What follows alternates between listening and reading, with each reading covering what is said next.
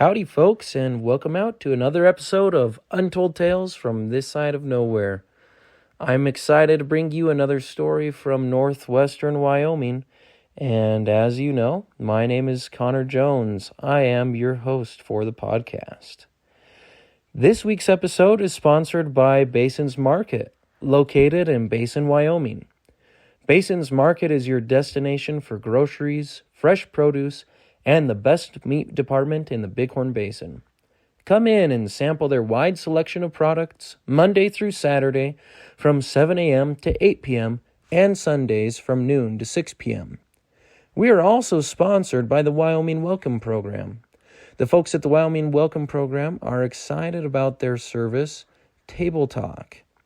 They place brochures on restaurant tables in Cody and Powell that are filled with fun facts about Wyoming, jokes, and the month's holidays. In addition to this information, they include advertisements from local businesses. So if you're interested in being included in a brochure and getting your business name out there, please send them an email. Their service is affordable and effective.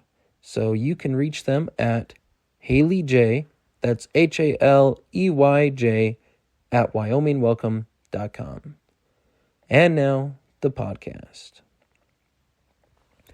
It is Christmas time here in Powell, Wyoming, and there are Christmas lights up on houses all over town. The city of Powell actually has some really neat Christmas lights. They're some of those metal outlines that look like they are moving when the lights are blinking. So there's like a train that puffs steam and a donkey kicking with some Christmas gnomes and all of Bent Street. If you've ever been to Powell, Bent Street's the kind of the main drag with all the shopping and stuff. Bent Street is all lit up. It looks amazing. So I love Christmas lights, and driving around Powell looking at them is something that our family enjoys doing. It gives the boys something fun to do, and, well, it keeps us sane because they are occupied. But speaking of driving around, this week's episode is about Wyoming cars. So, yeah, buckle up and get ready for the ride. You may just be listening to this while you're driving a vehicle in Wyoming, and I won't be surprised if you can relate to some of the things that we talk about in today's podcast. So here we go. This is called Modern Day Rough Riders, the character of a true Wyoming vehicle. Whenever I drive to other states, I am always amazed by how nice the cars are. People drive some seriously expensive vehicles outside Wyoming. When I cross Utah, I see the whole gambit, from Teslas to Maseratis. Not only do most vehicles appear to value more than my house, but they are always spotless. Just keeping a vehicle in that condition would probably cost me as much as my car payment if I had one. Wyoming's roads are not for the faint of heart, and especially not in Poverty Flats. With rough roads come rough cars, and Poverty Flats is full of vehicles that have more character than a spaghetti western. Take, for instance, my Grandpa Iverson's old Toyota pickup truck. It was blue and true.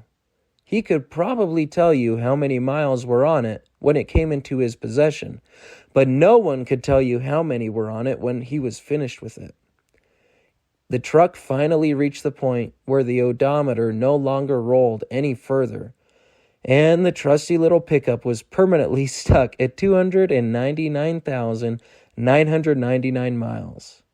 It was truly amazing what that little Toyota could do, though. I remember days when we loaded so much ice into the freezer box on the back that the suspension bottomed out, then drove it clear to Pahaska Teepee at the gate of Yellowstone National Park, a distance of more than 80 miles. Then there was my Aunt Janet's Astrovan. Chevrolet discontinued the Astro more than 2 decades ago, And Janet's old maroon Astrovan was old even before GM stopped making them. My Aunt Janet and Uncle Matt bought the Astrovan when they had their first child, my cousin Maria, and they kept track of her age by the year of the van. When she turned 22, the Astrovan was still kicking, though definitely not very high or with too much force. Years of rattling over dusty roads had shaken nearly everything loose on the boxy little van, and it wasn't uncommon for something to fall off en route to baseball practice or on the way to school. I'll never forget when, upon inspecting the Astrovan after a baseball practice, I noticed 2 of the lug nuts were missing on one of the wheels. "Hey, Billy, did you know you're missing a couple lug nuts? Looks like they might have sheared off," I said. "Oh, yeah?" Billy asked, sounding mildly interested. "Well, the wheel hasn't fallen off yet." Speaking of losing wheels, that reminds me of my Uncle Greg and Aunt Shelley's van, which they dubbed the Green Machine. The Green Machine once lost a wheel while driving through a roundabout in Billings, Montana. The wheel in question came flying right off like a cowdog chasing a ham bone. Then it crossed 2 lanes of traffic, bounced into someone's yard, and came to a stop in a flower bed. Luckily, Uncle Greg was able to stop the van's three-wheeled progress by judiciously ramming it into an unsuspecting signpost, and he and his boys managed to track down the wheel before it could get any ideas about running off again. Of uncertain make and origin, the Green Machine was another one of those trusty commuters that refused to quit. Of course, when I say it was a commuter, I don't refer to the usual sense of the word. You see, one morning Uncle Greg got up to do some irrigating, and when he looked out the window, the Green Machine was nowhere to be found. Given that he himself had parked the van in front of the house the night before, he found it not more than a little odd that the Green Machine should be anywhere but in the front driveway. "Shelley, did you move the van last night?" he asked my aunt. "No, I haven't moved it. Isn't it out there?" she replied.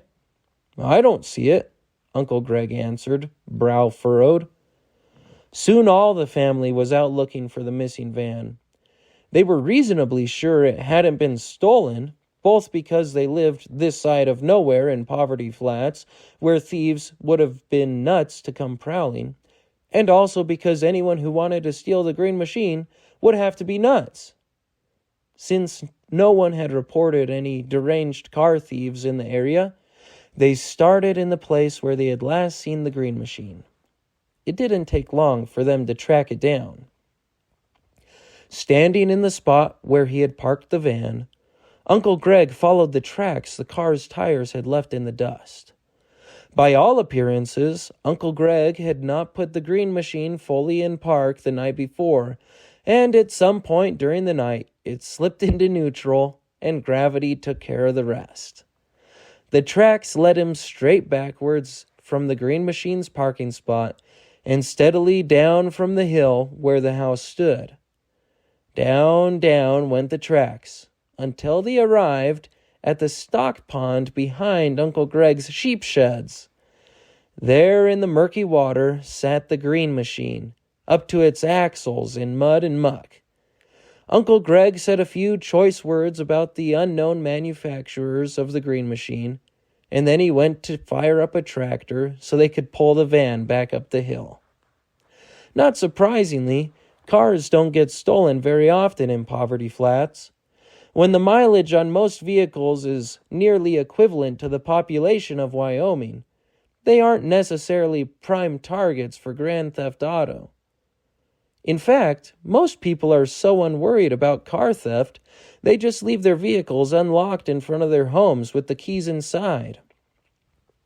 I've only ever heard of one instance in which someone's vehicle was nearly stolen. The truck belonged to my friend Marty Flincherton's family, and it was the middle of the night when the theft took place. Dad was just lying there sleeping when he heard someone shouting out in the front yard, Marty told us. The guy was yelling, "Get out! Get out!" He wondered what was going on, so Dad turned on the porch light and looked out the door. There the guy was, trying to steal Dad's truck. Don't you guys own a dog? What's his name? Spike or something? Fred asked. A grin split Marty's face. Yeah, the reason the guy was yelling was because Spike jumped in the back of the truck. When the guy got in the pickup, Spike thought he was going to take him for a ride. It's a good thing Spike's so friendly, or the guy probably would have gotten away with the truck. Marty, aren't dogs supposed to protect your property, not help people steal it? I asked him. Well, yeah, but that guy wouldn't have been able to start Dad's truck anyway. It is too much character. We all nodded knowingly. You see, when a car or truck has character, that's just the Wyoming way of saying something on the vehicle is broken, and the owner has cleverly identified a workaround for the problem that doesn't require them to spend valuable time and money fixing it. My Aunt Janet had a GMC pickup truck with so much character, it took at least 10 minutes for her just to explain how to start it. Something was wrong with the ignition switch, so it could only be started by holding the key just so, then sticking your finger in the tape player and pushing in on the steering column with your knees. If you were lucky, you only had to turn the key 5 or 6 times until you found the sweet spot where the ignition would work right and fire up the engine. Once she got started, though, that truck wouldn't stop for anything. The absence of brakes was just another one of those things that gave the GMC its rich character. Speaking of vehicles without brakes, that sort of thing seems to be a hallmark of a true Wyoming vehicle. My great-grandma Saunders liked to tell the story of a hay truck they owned. It was a great big lumbering thing, not unlike a haystack with wheels on it, and even though Grandma Saunders was barely 5 feet tall, she still wrestled it into submission when it came time to put up hay. In order to see over the steering wheel, she would sit on a phone book, and if she really stretched down, she could reach the pedals. It was hard for her to reach the brake, but that really wasn't a problem because the old truck didn't have any. One of the hay fields she and my great-grandpa farmed was at the top of a large hill, and this naturally made hauling hay much more interesting. My grandma, who was fairly young at the time, recalls how great-grandma Saunders, her mother, would use the hill to slow down on the way up to the field, but on the return trip, Grandma was in charge of telling great-grandma Saunders when someone was coming at the intersection at the bottom of the hill, since Grandma Saunders was too short to see out both windows very well.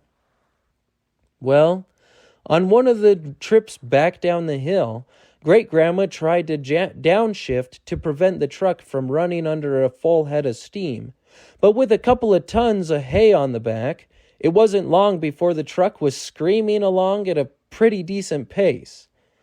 "Is anyone coming?" Great-Grandma asked her daughter. "No, no one's coming," Grandma told her mom. It was a good thing, too, because Grandma Saunders couldn't have stopped if she wanted to. To make matters worse, someone had had the audacity to place a stop sign at the intersection near the bottom of the hill, and between that and the fact that Grandma Saunders was doing a solid 20 over the speed limit at that point, the police officer she passed in the intersection on her way down the hill wasn't too pleased. In a flash, the officer had her lights on, and she came roaring after Grandma and the runaway hay truck. "I thought you said no one was coming," Grandma Saunders shouted. "Well, there wasn't anyone but that lady sitting in the black car with the lights," Grandma replied. Thinking that Grandma Saunders was deliberately continuing at the frantic pace without slowing down, the police officer raced past her and pulled out in front, cutting her off. Then the officer slowed down. With a cry of exasperation, Grandma Saunders yanked the wheel and pulled out into the other lane, rocking with the load of hay on top. You can imagine the surprise of the lady cop when she was passed a second time by the giant hay truck. A mile or two later, when the truck finally rolled to a stop of its own accord, the police officer marched up to Grandma Saunders' window, fuming. "What in the name of Pete do you think you're doing?" the officer yelled.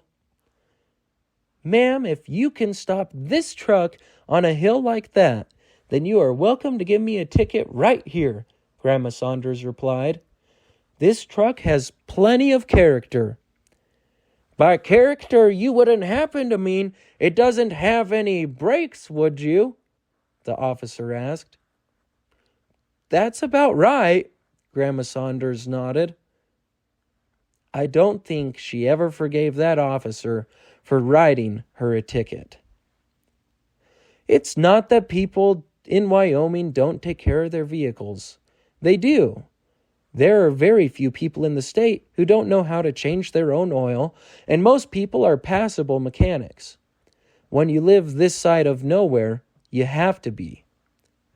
Getting into town to buy a part can take the better part of the day, and chances are the part won't even be in stock when you get there. So people tend to make do with what they have on hand. Don't blame us if the car we're driving has a few pieces held on by baling twine, or if there's more duct tape than glass on a rear window.